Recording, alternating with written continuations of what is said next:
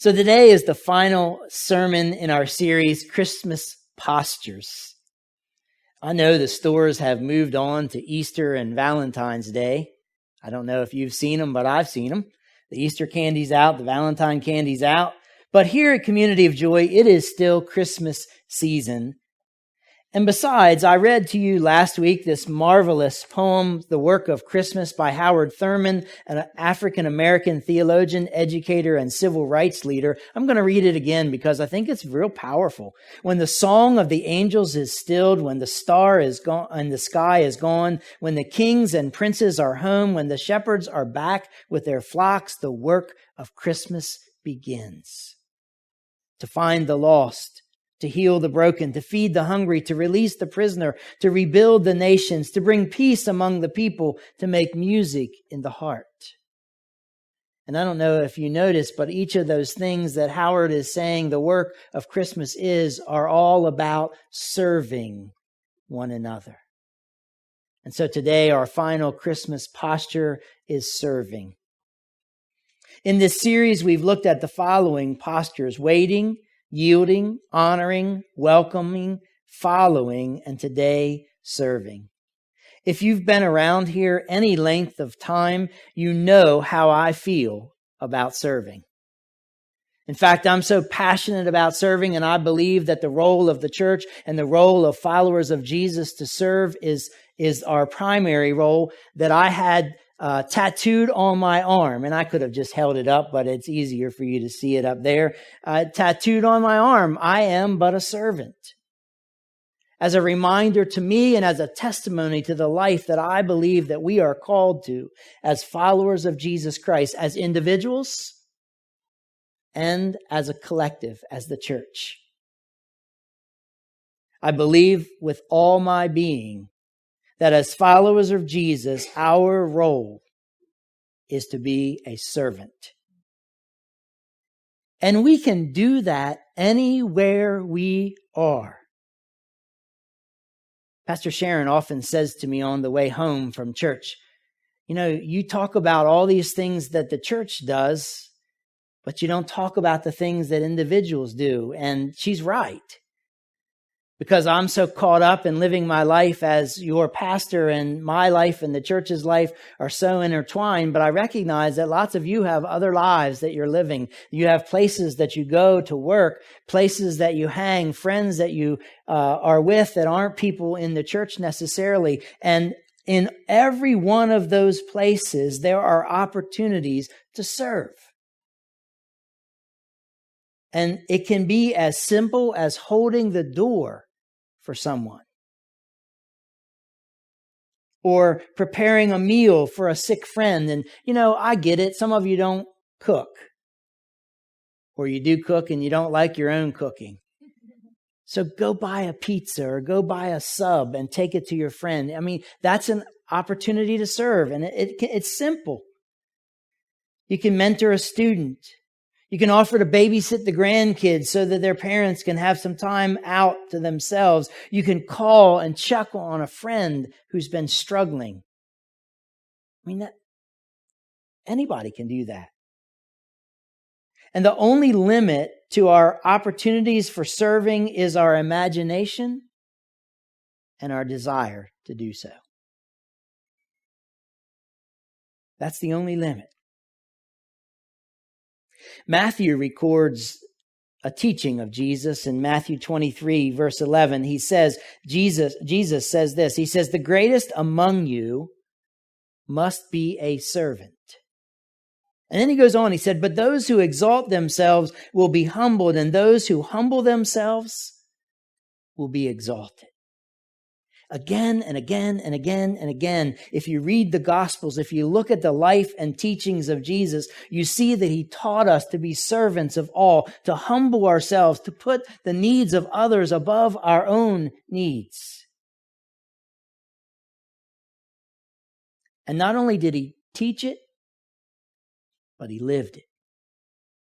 He spent the short 3 years that he had here on earth going around, touching people's lives, bringing healing to them, serving them.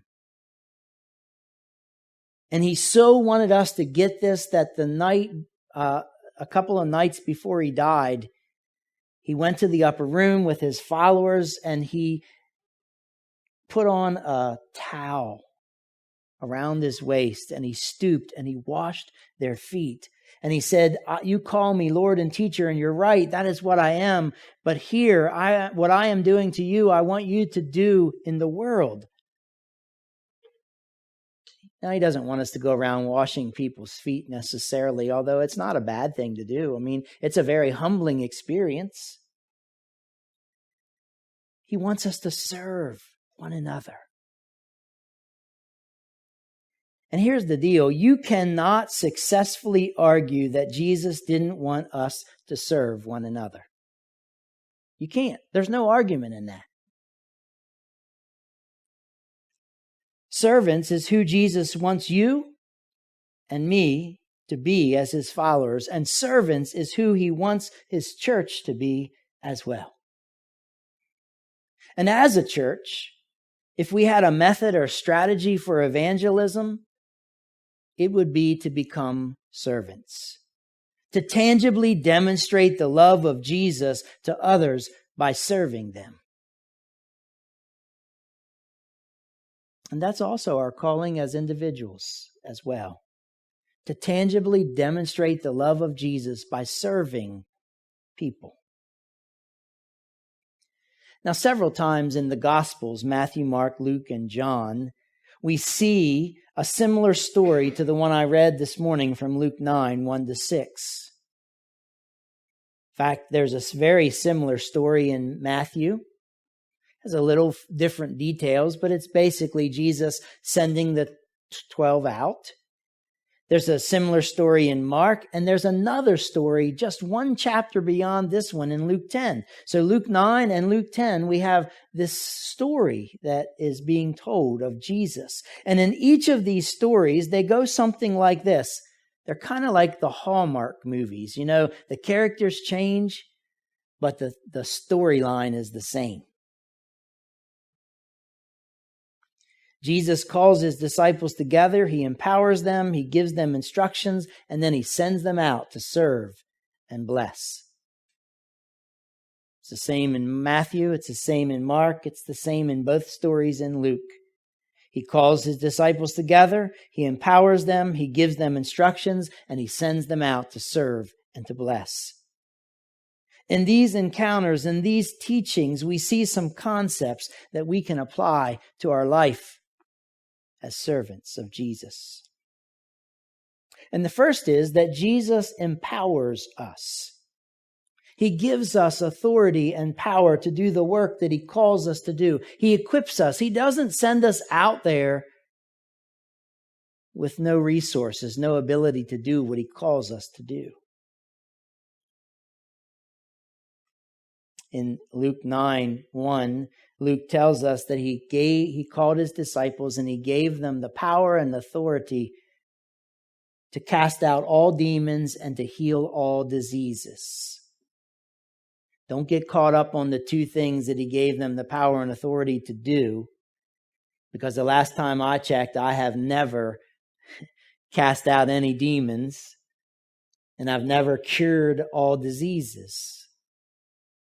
But I have gone out in the name of Jesus under his power and authority and done some pretty fun things and some pretty amazing things because he has given me the power and authority to do that. And don't get hung up on the authority piece, because he's not giving you authority to elevate you above others. He's giving you authority so you can bend down and stoop and serve. There's too many Christians in our world that elevate themselves over others and think they're better and have arrived, but they're just as sinful as anybody else that they're seeking to serve. And it's important that we recognize this. What I think we need to learn from this is that when we go and where we go as representatives of Jesus. And that's important. It's really important that we recognize that we don't represent ourselves. And in many ways, we don't represent the church. Sometimes they get frustrated with people in our denominational circle because we're so focused on our denomination and its survival that we lose sight of where Jesus is. And I say sometimes to them in joking, I care a whole lot more about being a follower of Jesus in the world than I do about being a part of the Church of the Brethren, or the United Methodist Church, or the Presbyterian Church, or, you name it, whatever. It's the vehicle, but what's important is representing Jesus as we go out and serve. And if we represent him, we should want to represent him well. To live our lives in such a way that people see Jesus in us. To love as he loves, to bless as he blesses. As followers of Jesus, we are given that power and authority from him to represent him in the world.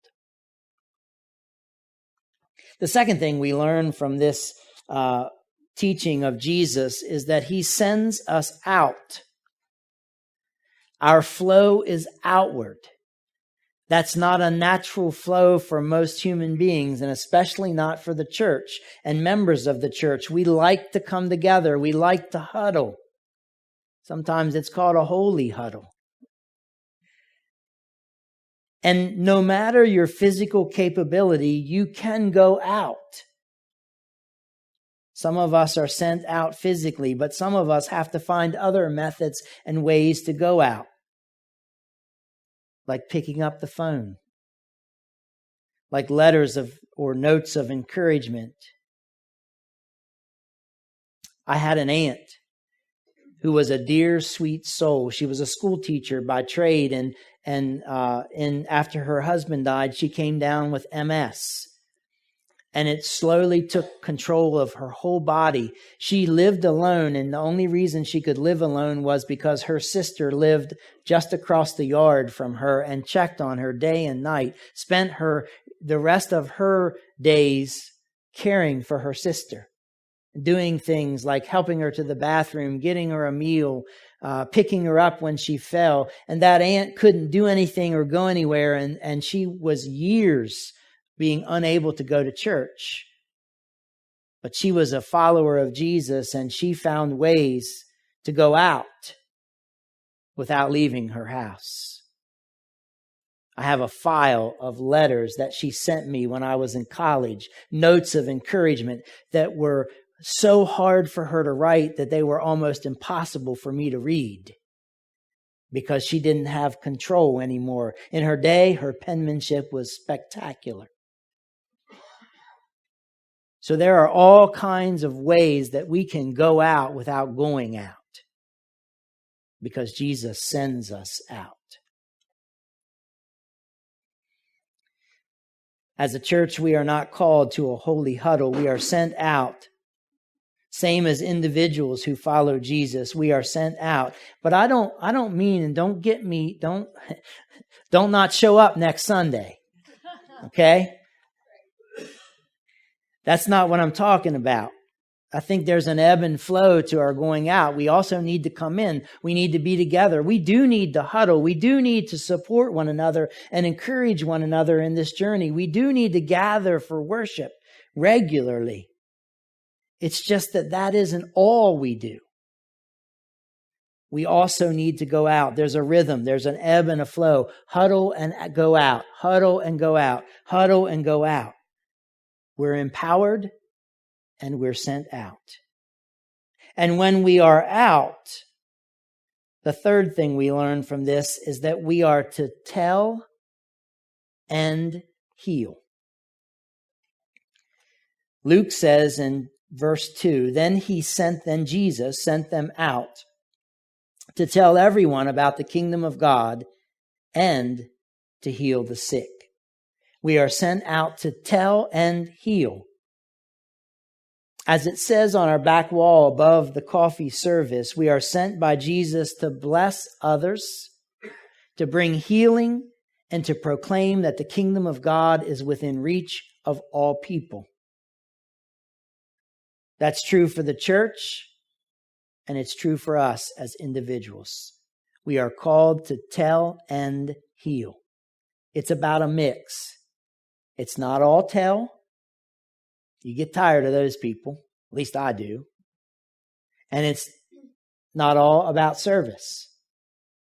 One of the reasons that this phrase came to be for me is that I wanted to find a way, because I'm so geared to serve, to tell people why I'm serving, but not in a way that's threatening or off-putting.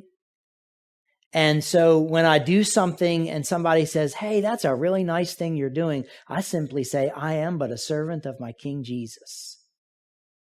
And instead of writing that all on my words, on my arm, I just said, I am but a servant, and put it in the context of a cross. And so then you know.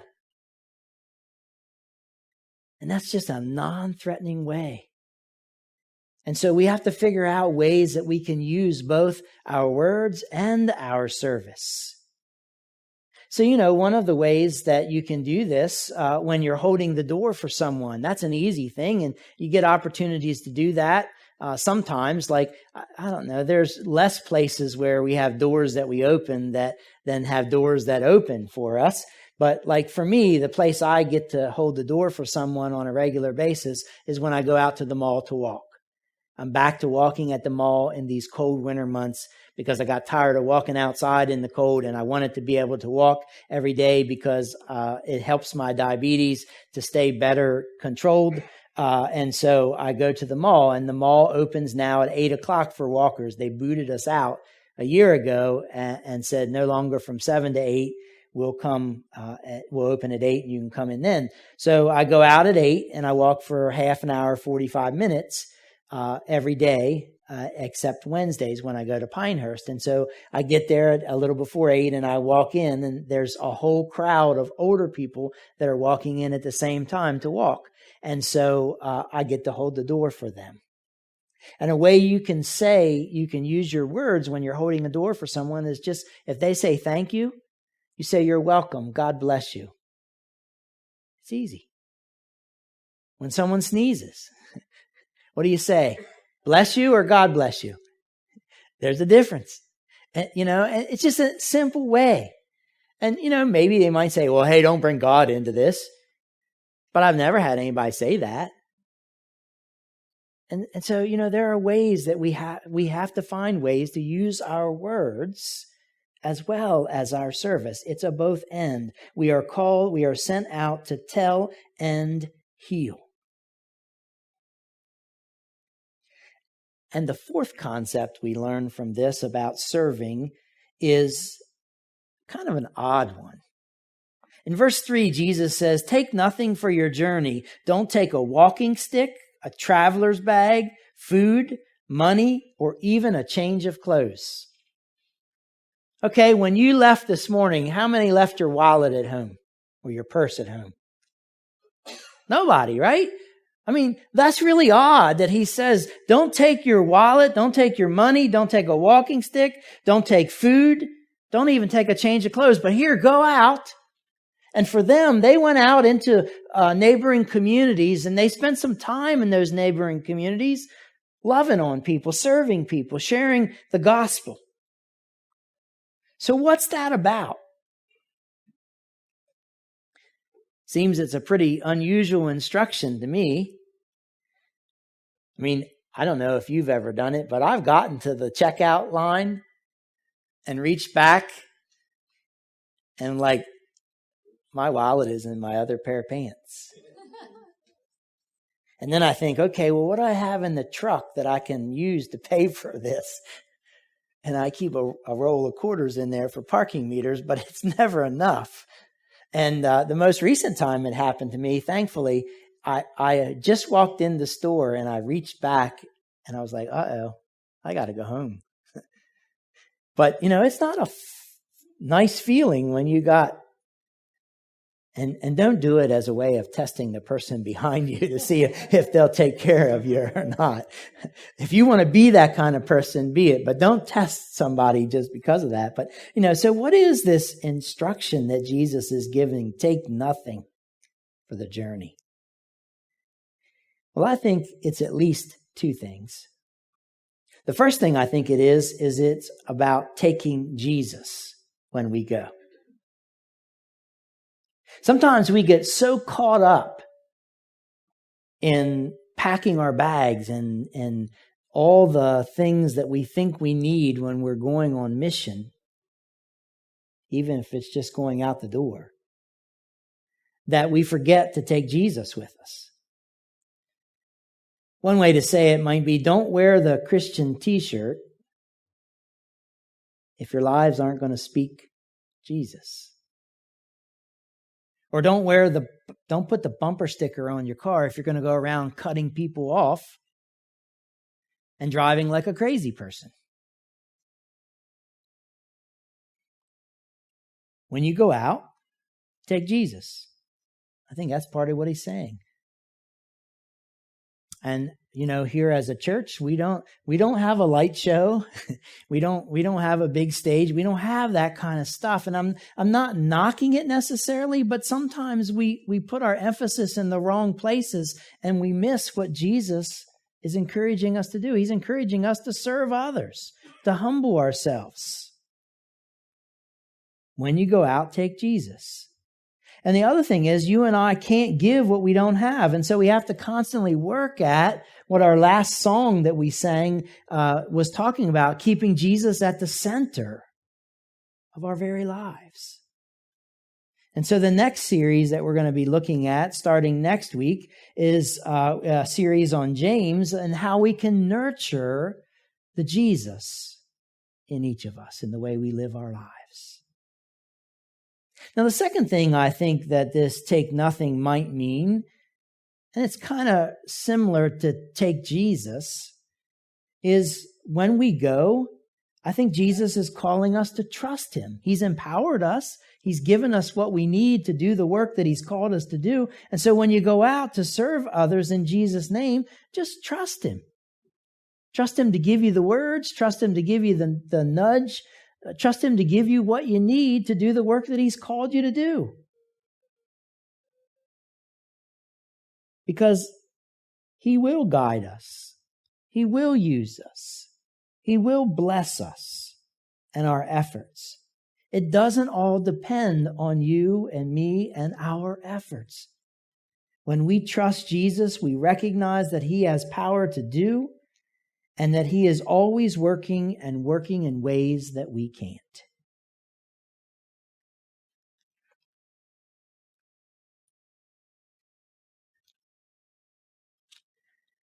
When we serve Jesus, he empowers us, he sends us out, he wants us to both tell and heal, or tell and serve, and he wants us to trust him and take him along for the journey. He also wants our journey to be relational. And you say, well, what are you talking about there? Where is that? Well, see, he says in verse 4, wherever you go, stay in the same house until you leave that town. As I said a while ago, he sent his disciples out to a neighboring town to teach and to share the gospel, to share God's love in tangible ways, and to share about this Jesus that had come that was new. Now, he's not necessarily calling us to go to neighboring towns and to stay. We all have houses, and we have a place where we go and sleep and eat and all of that. And he's not calling us to go and stay with somebody else and until your work is done there. Although some of us do go on mission trips and stay for a while, or, some of us move to a new community, and then we have opportunity to stay. But by and large, he's not calling us to stay in their houses. But what is it about this that we can draw from? And I think it is that he's calling them to be relational. He's inviting us to be relational with each other, because serving is about relationship. It's about relationship with God through Jesus, and it's about relationship with each other. Now, some serving is more relational than other serving, right? I mean, sometimes what you do to serve, you don't have much relational connection with anybody except Jesus.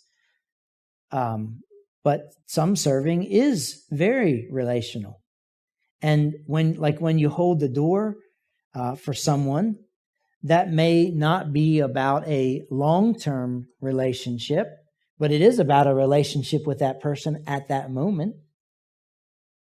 Now, I don't think this is telling me when I go to the mall that I stand there and wait to hold the door for the same people I think he's talking about being relational in a variety of ways. Now, I think he's also not talking about drive-bys in terms of serving others or bomb drops, as you might call it.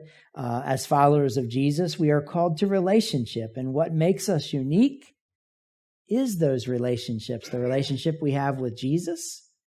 It's not just a bunch of rules and regulations. It's not a religion. It's a relationship.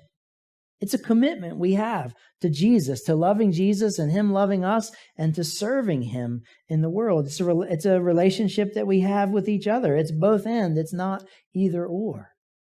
And in the two commands that Jesus says it's all about, it's about those two relationships. Love the Lord your God with all your soul, heart, soul, mind, and strength, and love your neighbor as yourself. One of the final instructions regarding serving that we find in this passage is about finding places of welcome. Jesus says in verse 5, "And if a town refuses to welcome you, shake the dust off your feet as you leave to show them that you have abandoned those people to their fate." When we serve where we are welcomed. It's best if we don't push ourselves on those we seek to serve. And it's best that we always recognize the personhood of those we're seeking to serve. This picture will always be one of my favorite pictures of the shelter experience. And I didn't do this because the Hutchisons are leaving in 6 months or 5 months. I did it because it has always been, since we took that 2 years ago, my favorite picture. There is Zach, who is playing chess with one of our shelter guests. And that got to be such an experience that they did that on a regular basis throughout our 2 weeks. And then it got to get other guests involved, and there was competition going on, and the guys were having so much fun. But there's Zach playing chess with a shelter guest who's a person, and he's recognizing that guest's personhood, and he's honoring that. And some might say, well, why are you playing games with them? I mean, why not? I love that. And I love what it represents. And I love when we can serve others because they're people and we recognize their personhood. One of the things I loved about our Christmas Eve experience, we weren't even serving. In fact, some of us struggled that we weren't called on to serve. We didn't know how to act because we're so service focused. We didn't know how to sit and just visit. But it was beautiful. And so I think that what Jesus is encouraging us to do here is to find places of welcome. And one reality that happens when we serve in places where we're welcomed is that the more we serve, the more welcomed we are. I saw that just this week, and we see it again and again through the church. And I'll tell you, there are some characters in the homeless shelter sometimes. And some of them, if I didn't know them, I'm not sure I'd trust them. But because we serve them, because they know who we are and they know that we love them, I'm not afraid to go out into the community and walk up to them or have any encounter with them whatsoever. I also saw it this week. Since 2008, we and I have been working at Pinehurst Elementary School in an ever-deepening relationship of serving the teachers and the staff and the students there. And so this week when I posted on Facebook, the time has come for me to get a job, hoping that some of my Facebook friends might have some leads. 2 teachers chimed in right away and said, Pinehurst? Well, there's nothing at Pinehurst. And then Thursday when I was there mentoring, somebody offered me a teacher's assistant or a substitute position. I'm not made for the classroom. That will not go well. That headline will not read well. And so I know that. But then on Thursday when I was there mentoring, one teacher went out of her way, saw me in the hall, walked down and said, hey, I'm praying that there's a position for you here at Pinehurst. I'm like, really? Thank you. That's honoring. And that's what it is. They've recognized, we didn't go in there beating them upside the head or forcing Jesus on them. We just went in there serving and loving and saying, hey, I am but a servant of my King Jesus. We love you. We value you. And I contend that because we sought to go where we were welcomed and to serve in a variety of ways, that was their response.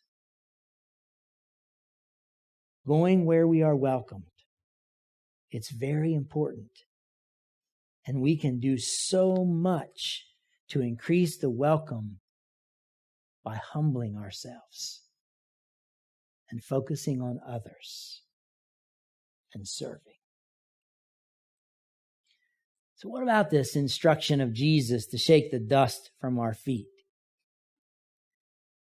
when we aren't welcomed? What's that about?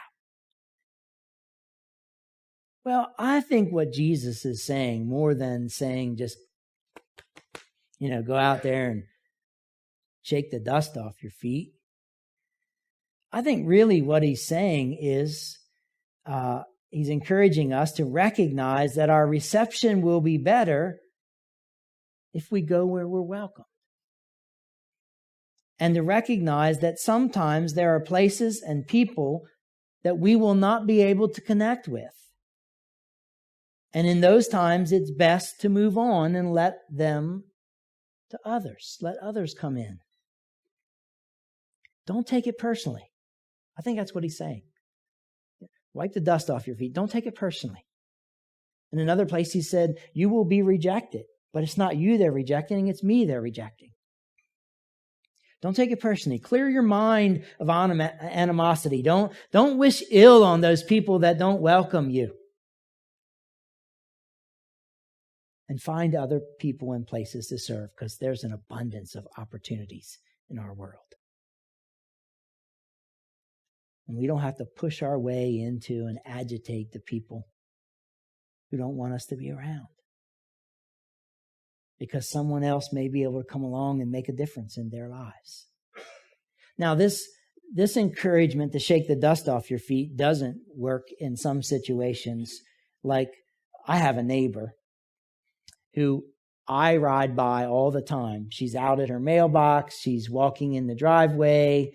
I see her, I meet her coming in to the development or going out of the development when I'm going the opposite way or when I'm walking the dog, and I wave. And she never waves. And so I could say, okay, well, she's never going to wave to me, so I'll just quit waving to her, that old whatever, how we get. But instead of doing that, I just continue to wave. And now I don't roll down my window and yell, hey, so-and-so. But I do go out of my way to wave, to make sure she sees that I wave. And it's my challenge to try to get her to wave back. I haven't been successful at that yet, and we've lived there 20 years. I have talked to her on a couple of occasions. I've snowplowed or snowblown her driveway many times, but I have never been successful at getting her to wave to me. And I don't know if that's because she doesn't see. Well, I don't know, but I haven't quit, and I'm not going to quit. I'm not going to shake the dust off, because that's a situation where you really don't. It doesn't hurt to be nice to someone, whoever they are. And, sometimes like there is another guy in our development, a young kid who walks his dogs, and he doesn't wave either. But I've gotten him more recently, more often than not, he waves to me because I've been persistent at waving to him. And I don't know if it's because I now have a dog and he's there's a connection there or what. But anyhow, we've made that connection. So don't take it personally. Clear your mind of animosity and find other places and people to serve. So my question for you to leave you with this morning is, do you want to be great? Do you want to make a difference in the world for Jesus? If you do, humble yourself and become a servant. It's our call as followers of Jesus. It's our call as a church.